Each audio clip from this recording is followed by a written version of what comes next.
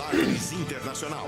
Os principais fatos do cenário mundial com credibilidade e análises profundas. E quem chega para estrelar aqui novamente mais essa semana aqui no nosso Sagres Internacional é o professor de História e Geopolítica Norberto Salomão. Professor, seja bem-vindo mais uma vez, uma ótima tarde para o senhor. Para você também, Johan, para todos aqueles que estão nos acompanhando, satisfação grande estar aqui. Vamos analisar um pouquinho o que está acontecendo aí, né? De novo, né? O conflito da Ucrânia com a Rússia, estamos aguardando aí para ver se isso acaba. E numa semana, viu, Johan, em que inclusive o Elon Musk desafiou, né, o Putin para um duelo e o prêmio seria a Ucrânia, né? E aí já o governante da Chechênia, que é um aliado do Putin, falou, olha, você não sabe com quem você está mexendo. Quer dizer, não falta gente querendo aparecer no meio de todo esse conflito aí, viu? Utilizando esse momento, né, professor? Sim, não pode perder, né? E quem está aparecendo mais do que qualquer outra coisa, aliás, mais do que a guerra é impossível, mas quem está aparecendo muito, principalmente nos destaques das notícias, inevitavelmente é a economia. Sim. Porque a guerra acaba afetando a economia mundial. Já são mais de 3 semanas, né, professor? Isso. De conflitos. Sim. E como, de fato, que a economia tem reagido a isso que está acontecendo lá entre Rússia e Ucrânia? Como que essa guerra tem afetado a economia mundial, professor? Pois é, Johan, e todo mundo aí que está nos acompanhando, né? Veja que essa guerra, além de um conflito bélico, está ganhando uma conotação econômica, como não tivemos em outros momentos da história, né? O Putin já imaginava, ele já aguardava que a reação do Ocidente seria de sanções econômicas, ele se preparou para isso, mas ele não imaginou a dimensão que essas sanções teriam. Olha, nunca houve sanções com essa dimensão. Nós tivemos algo parecido contra o Irã, feito pelos Estados Unidos, mas nessa proporção não. E aí a gente tem saída de empresas, né? Até uma famosa empresa de sanduíches, né? Que sai lá gerando, tem 807 lojas, está fechando lá as suas lojas e os russos são simplesmente apaixonados por esse sanduíche. É aquele sanduíche lá do palhaço e tal, né? Então eles são apaixonados por esse sanduíche. O sanduíche mais barato deles aqui pra gente, que custa em torno de R$14, só o sanduíche, lá pessoas guardaram aquilo no freezer e agora com essa crise estão vendendo a $39 o sanduíchezinho mais simples. Quer dizer, isso está chegando hoje aqui o que seria R$109 o sanduíche mais simples dessa marca. E vendendo guardanapo, copinho, então, souvenirs, né, nesse processo. Então, veja que a coisa não é fácil. E na economia, viu, Johan, como é que isso tem repercutido? Bom, a Europa e a África são as regiões que mais sofrem com isso, porque a Europa depende muito da fonte energética que vem da Rússia, do petróleo, do gás natural, lá agora é inverno, é usado para aquecimento, né? A Europa já vinha numa demanda de reduzir a utilização de combustíveis fósseis, mas agora está tendo que fazer um meia-volta-volver. Então, também a questão ambiental acaba sofrendo com tudo isso. E a África, né? Porque a África, muitos países africanos importam grãos da Rússia e da Ucrânia. Sempre bom lembrar que a Rússia e a Ucrânia são grandes produtores mundiais de trigo, de milho, de semente de girassol, tudo isso que é utilizado na alimentação, então há um impacto muito grande. A outra questão é a própria Ucrânia, né? Você imagina que com essa destruição toda, a Ucrânia, para ser reconstruída, vai depender de recursos consideráveis. O Banco Mundial já está liberando aí recursos para a Ucrânia, né? Já falou disso, a gente até toca nisso daqui a pouquinho, um pouco mais. E a Rússia também sofre um impacto muito grande. Nessa semana, a Rússia teria que pagar $119 milhões. Já vai dar um tombo. Primeiro calote da Rússia, porque está tudo bloqueado e a dívida não pode ser paga em rublos, que é a moeda russa. A moeda que, aliás, tem despencado a cada dia. A Rússia tem sofrido com desemprego, com inflação, com uma série de problemas. O Vladimir Putin, nessa semana também, fez um anúncio de medidas para combater as sanções, restrições também ao mundo ocidental, se bem que esse antídoto que o Putin precisa não vai ser suficiente, né? Que ele quer usar não vai ser suficiente. Há uma proximidade, sim, da Rússia com a China, mas a Rússia está ficando cada vez mais refém da economia chinesa. Como as grandes empresas de crédito, como Visa, Mastercard, Amex, saíram da Rússia, a Rússia está se aproximando do sistema de pagamento chinês. Já usava, mas em proporção bem pequena. Mas a China vai devagarinho tomando conta lá do pedaço, viu, Johan? Inclusive, lembrar que a China é a grande consumidora do petróleo russo, né? A maior compradora do petróleo russo é a China. Pois é, professor, o senhor falava agora há pouco dos recebimentos de recursos, né, que a Ucrânia tem recebido, isso durante essa invasão da Rússia, que já dura mais de 3 semanas. O Banco Mundial chegou a fazer aí esse pacote, esse anúncio de um pacote de ajuda de 3 bilhões de dólares para a Ucrânia, e esse auxílio que tem sido direcionado para lá tem sido pago em parcelas, Isso. né?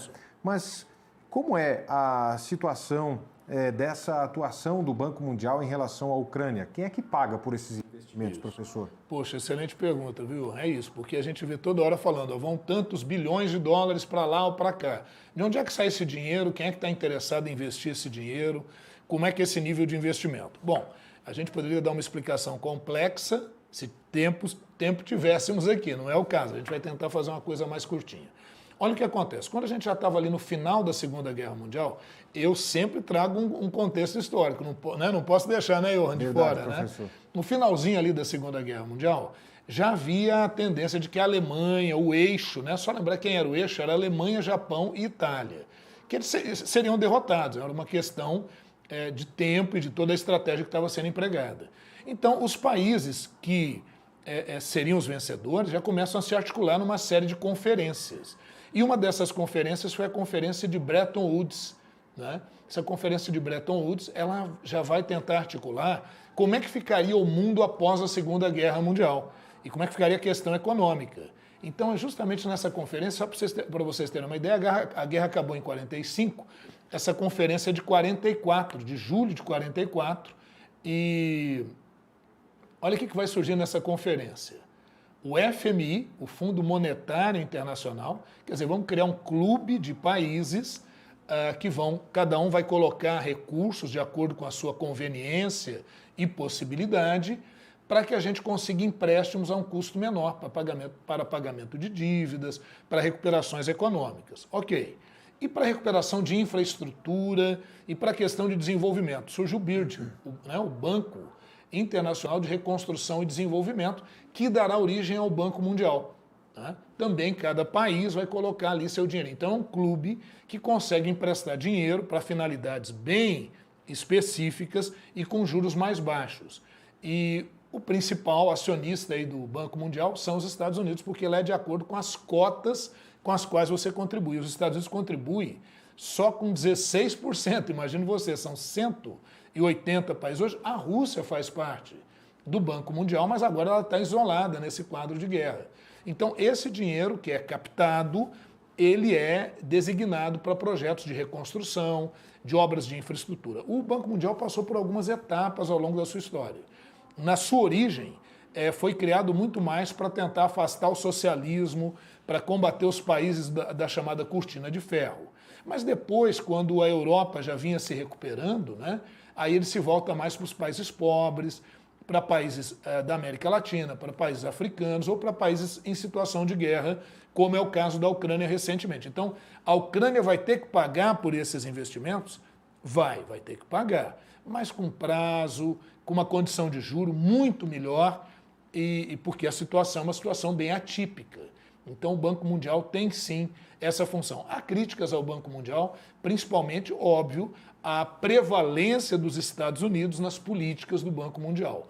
Mas é um instituto, uma instituição bastante interessante, está vinculada à ONU, é um dos organismos da ONU, mas tem uma vida autônoma, independente. Pois é, professor, e a gente vai retomar um pouco a questão econômica, né, que a gente já vinha falando aqui no início. O senhor destacava o que a economia mundial tem sofrido, né, por conta do conflito, da invasão da Rússia na Ucrânia. Mas e aqui no Brasil, depois de mais de 3 semanas de conflitos, como que a economia brasileira tem reagido a isso que está acontecendo lá? A gente vê pressão sobre os preços dos combustíveis, a gente vê pressão sobre os preços dos alimentos, enfim, de tudo que é básico, gás de cozinha, sim, o gás natural promete subir ainda mais. Como que a economia brasileira tem reagido, professor? Olha bem, é óbvio que eu chamaria de efeitos colaterais ou indiretos sobre a economia brasileira. Por exemplo, a agricultura no Brasil ela ainda não sentiu de forma mais destacada o peso disso, mas sem tirar, porque a gente importa muitos dos insumos para fertilizantes. Então, a partir de metade do ano para frente, esse impacto vai ser severamente sentido. Por outro lado, a gente observa que, para quem os grandes investidores do agronegócio, a coisa está boa, viu, Johan? Porque a demanda por alimentos no mundo aumentou, mesmo os custos aumentando, naquela conversão do dólar para o real, o grande produtor, aquele que exporta, ele pode ter algum ganho. Agora, para o pequeno e médio produtor, que é quem abastece a nossa mesa, aí a gente imagina que o segundo semestre... veja, mesmo que a guerra acabasse hoje, o segundo semestre não vai ser dos melhores, não. Porque isso vai recair sobre os custos do pequeno e médio produtor, mesmo que ele aumente o preço do produto, ele não consegue recompor todas as suas perdas, e na mesa do consumidor vai ficar mais difícil adquirir alguns produtos. Então, infelizmente, isso é que a gente vê aí para o segundo semestre nessa questão econômica. Aumento do preço do fertilizante, aumento dos custos de produção. Fora isso, você disse bem, o aumento do preço do diesel. Esse já está sendo sentido, porque é imediato, está na bomba, e o Brasil é um país que optou pelo modal do transporte rodoviário, né? Predominantemente. E não está correto? Às vezes a gente fala isso, quem mexe com caminhão, quem mexe com transportador, acho que a gente está contra esse negócio. Não é nada disso. O problema é que a gente sabe que o transporte rodoviário ele é excelente, ele é espetacular, mas para distâncias menores, para distâncias de no máximo 300 quilômetros, 400 quilômetros. O Brasil é um país de dimensões continentais. Você fazer transporte de mercadorias do Rio Grande do Sul até o Pará, não é o melhor negócio, o custo aumenta muito, a gente teria que ter ferrovias mais adequadas, isso com modais que estivessem interligados, né, hidrovia, teria que ter todo esse processo que o Brasil, infelizmente, não tem. A nossa infraestrutura ela é muito problemática, a gente está nas mãos do transporte somente rodoviário. E isso é bem problemático. Há promessas aí de subsídios para o diesel, para tentar amenizar essa situação, e a gente tem o álcool. Quem sabe, né? A gente está chegando aí para o período de safra do álcool, o governo talvez possa tomar alguma medida que possa minimizar, arrefecer um pouco o impacto disso sobre a economia e com isso tudo que a gente está falando, gás de cozinha, todas essas pressões, a inflação, a tendência dela é aumentar, né? Dela subir. E isso impacta, inclusive, na questão política, porque nós estamos em ano de eleição, o presidente Jair Bolsonaro tenta a sua reeleição e a gente tem visto aí, não raras vezes, o presidente Jair Bolsonaro, que antes era um defensor ferrenho da independência da Petrobras, inclusive nomeou um presidente que garantiria essa independência, o Paulo Guedes, que é favorável a oscilações de mercado, agora o discurso passa a ser outro, né? Inclusive de críticas à própria Petrobras, o presidente inclusive acenando com a possibilidade de mudar o comando da Petrobras. Veja como é que os efeitos colaterais da guerra incidem não só sobre a economia, mas também sobre a política. Mas o Brasil está um pouco distante, não é, de um impacto mais direto. O Brasil é um dos afetados, claro, como o mundo todo é, mas não chega nem perto do que acontece hoje na Europa, que está em pleno inverno e depende do gás para calefação, para a produção de energia. Então, aí você vê uma Europa tendo que recuar um pouquinho, inclusive nessa questão ambiental, colocando em prática a carvão mineral, carvão vegetal, né? Veja a dificuldade que tudo isso gera para o mundo, né? Vamos torcer para que a coisa possa chegar ao fim logo. Na quarta-feira, ontem, a gente teve uma possibilidade de acordo. A Ucrânia já percebe claramente, o próprio Volodymyr Zelensky já afirmou que ele está desiludido com a condição de participar da OTAN. Coitado, né? A gente chama isso de inocente útil, porque ele nunca esteve próximo de ser aceito nem pela OTAN, nem pela União Europeia propriamente. É o patinho feio, viu, Johan, lá do leste europeu. É uma questão de tempo. Muita gente diz que o Putin já está derrotado. A derrota talvez no campo econômico, essas dificuldades econômicas, mas no campo militar, a Rússia, mesmo não sendo de acordo com os planos que o Putin tinha, porque ninguém imaginou que o Zelensky ofereceria essa resistência que ofereceu, né?